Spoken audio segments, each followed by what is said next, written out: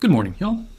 There are forecasts I make where the hardest part of my job is finding the right words to communicate the scale of what the atmosphere is preparing to do, where the meteorological signal is so clear, so consistent, so unambiguous across every modeling system and every ensemble framework I have access to, that the challenge is not interpretation. The challenge is translation.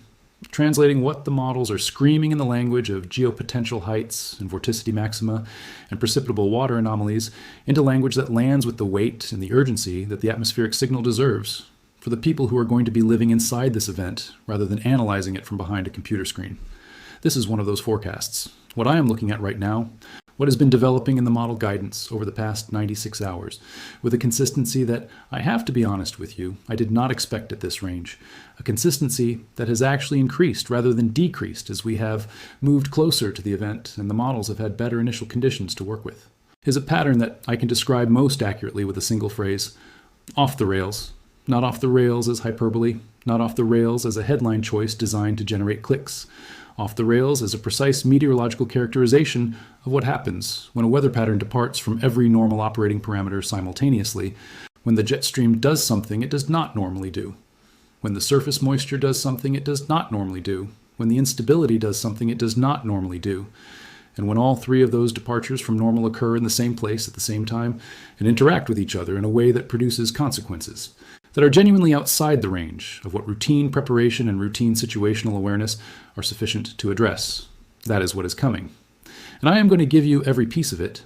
Let me start with the jet stream, because the jet stream is the organizing principle of everything that happens in this event. And I want you to understand what it is doing before I tell you what it is producing. The polar jet stream, the ribbon of fast-moving air in the upper troposphere that separates the cold polar air mass from the warm subtropical air mass, and that drives the development and movement of storm systems across the middle latitudes, has, over the past week, been doing something that the climate record shows happens only a handful of times in any given decade. It has split, not in the small, transient sense that the jet stream splits and reorganizes routinely. It has split into two distinct, persistent branches: a northern branch running across Canada, and a southern branch plunging deep into the subtropics before raking across the Gulf Coast states and accelerating northeastward across the eastern United States, with a massive ridge of high pressure wedged between them over the western Atlantic that is preventing the two branches from rejoining, and that the models are advertising will remain in place for the duration of this event and beyond. A split jet stream is not inherently unusual. What makes this configuration historically significant is the intensity of the southern branch. The wind speeds being advertised in the 200 millibar level, the jet stream level, along the southern branch as it crosses the Gulf Coast states and approaches the primary impact corridor, are in the 140 to 160 knot range. For context, jet stream wind speeds above 100 knots are considered strong. Above 120 knots, meteorologists use the term jet streak, a localized maximum of wind speed within the jet that has specific, powerful dynamic implications for the weather below it. Above 140 knots, you are in the realm of jet stream intensities that appear in the proximity analyses of the most significant, severe weather outbreaks in the historical record. 140 to 160 knots is not a strong jet.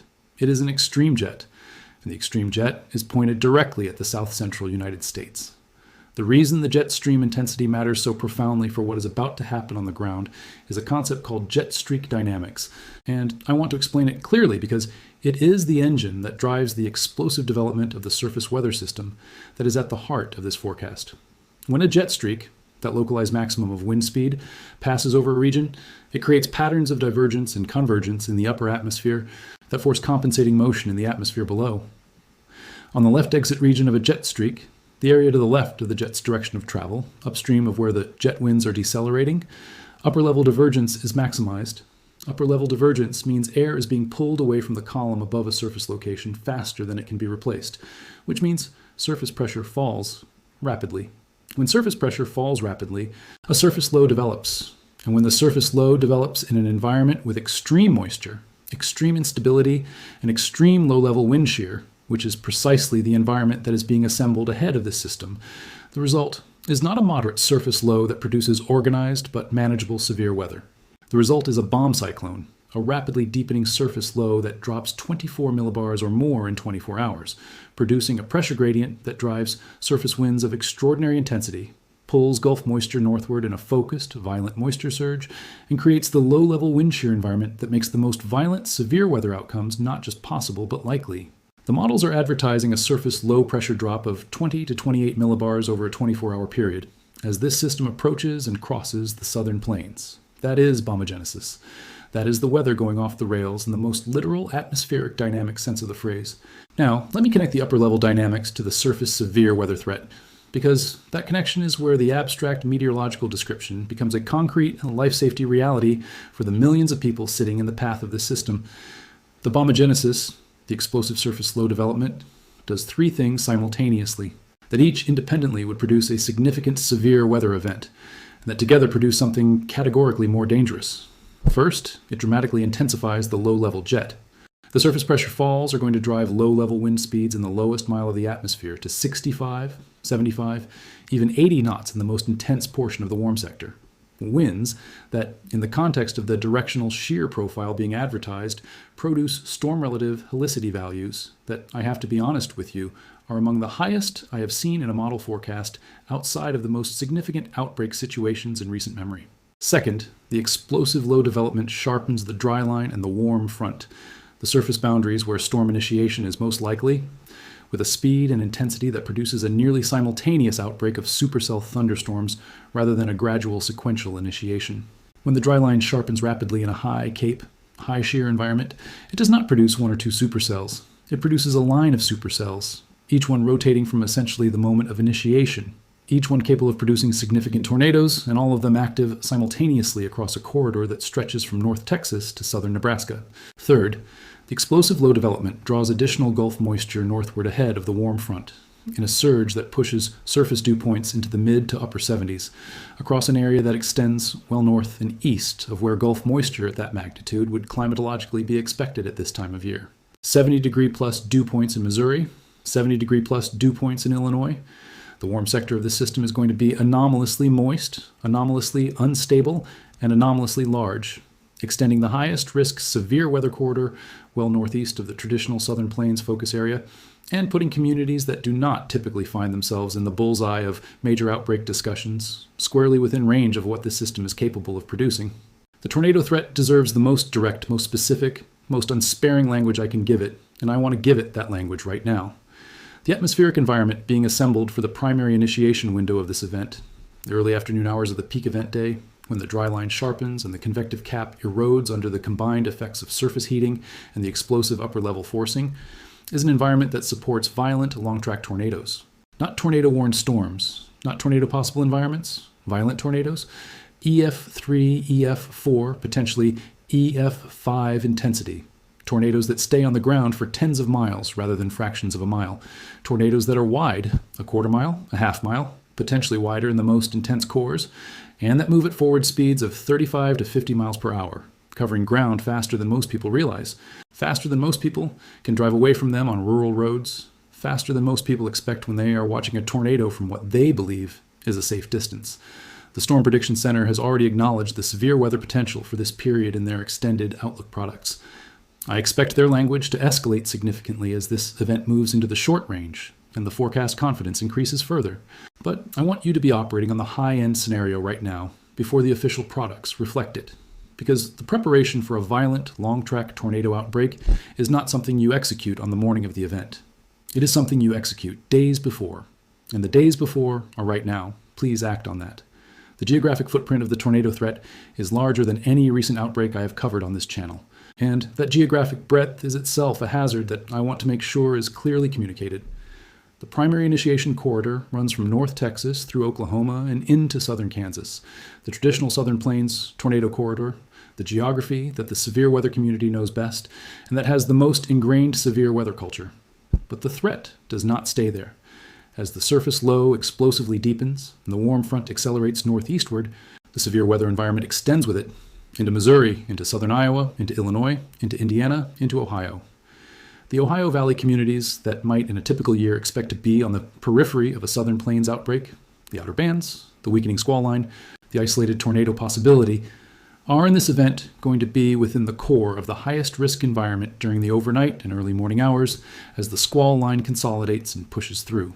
And the overnight early morning timing in the Ohio Valley is the piece of this event that keeps me up at night more than the afternoon initiation across the Southern Plains.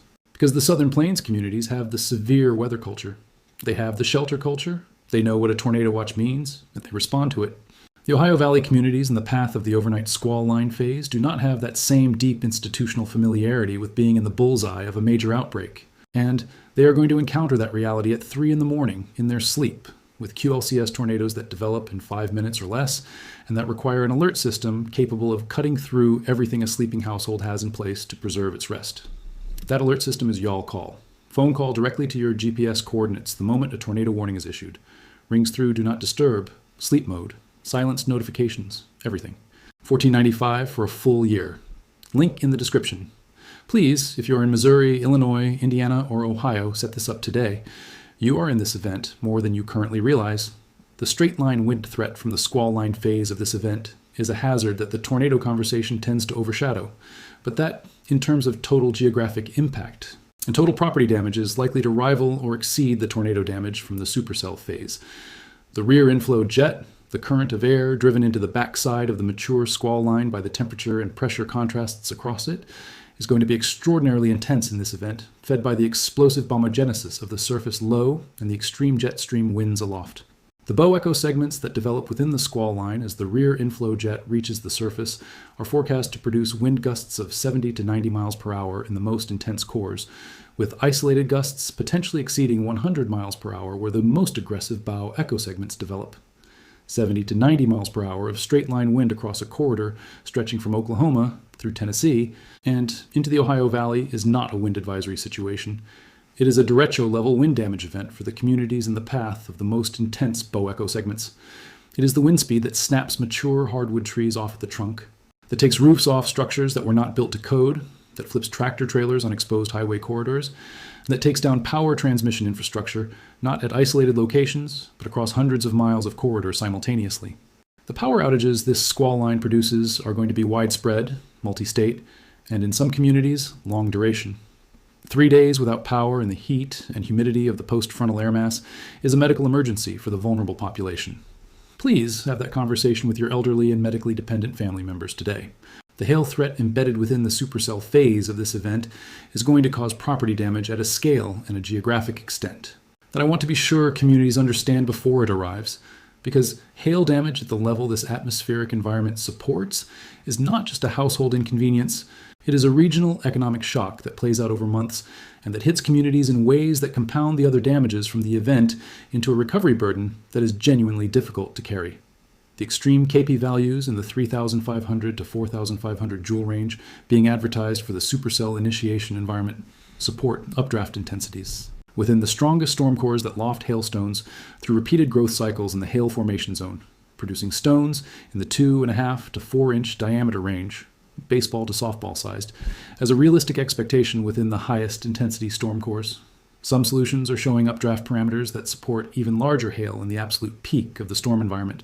Softball-sized hail at terminal velocity is a projectile with enough kinetic energy to collapse the skylight systems on commercial buildings, to cave in vehicle roofs, to punch through residential roof decks.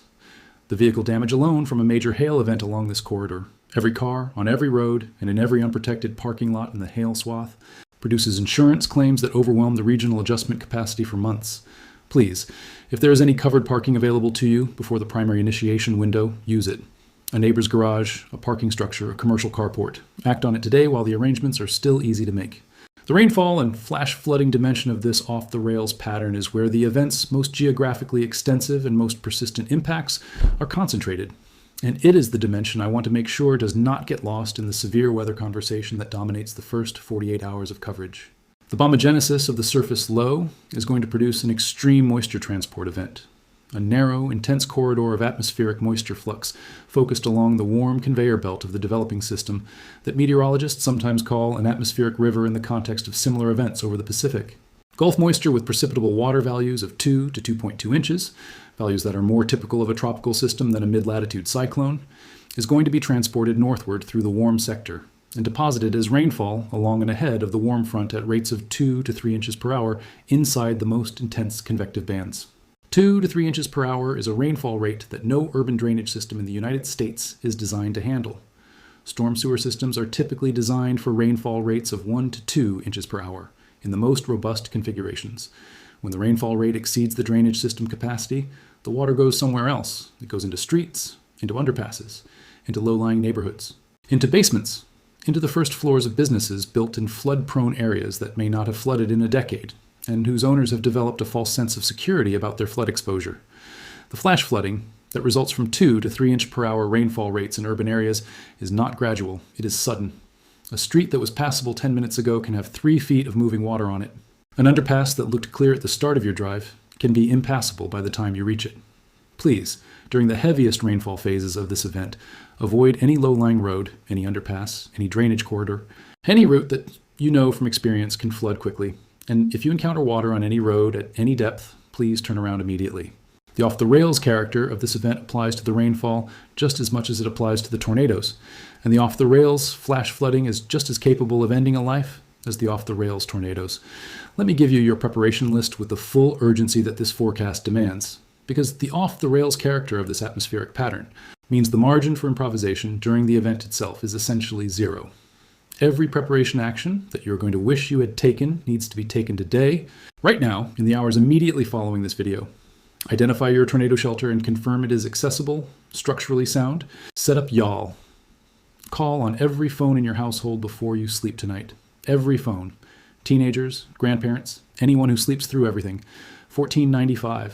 Link in the description. 5 minutes. Know your flood-prone roads and establish your alternate routes before the first heavy rainfall begins. If you are within the floodplain of any river or creek system in the affected corridor, check your local National Weather Service office's river forecast points today and know at what stage your property and your access roads are threatened. And remember that the river crest arrives after the rain stops, not with it, which means the all-clear feeling that follows the end of rainfall is not the all-clear. Move your vehicles to covered parking before the primary hail-producing supercell initiation window. Charge every device. Fill every prescriptions. Have the power outage contingency plan in place for every medically vulnerable person in your circle before the squall line arrives. Check on your neighbors, the elderly, the isolated, the families without reliable transportation or adequate shelter. And please share this forecast with everyone in your life who is still operating on a normal week assumption about what the atmosphere has in store. Because the most dangerous gap right now is not between the storm and the shelter. It is between what the weather's about to do and what the people in its path currently believe it is going to do. The weather is about to go off the rails. Please make sure your preparation is fully on track before it does. I am going to be live from the first supercell initiation through the final flood crest. Subscribe, hit the notification bell, and I will see y'all in the live stream. I love every single one of you. Stay safe out there.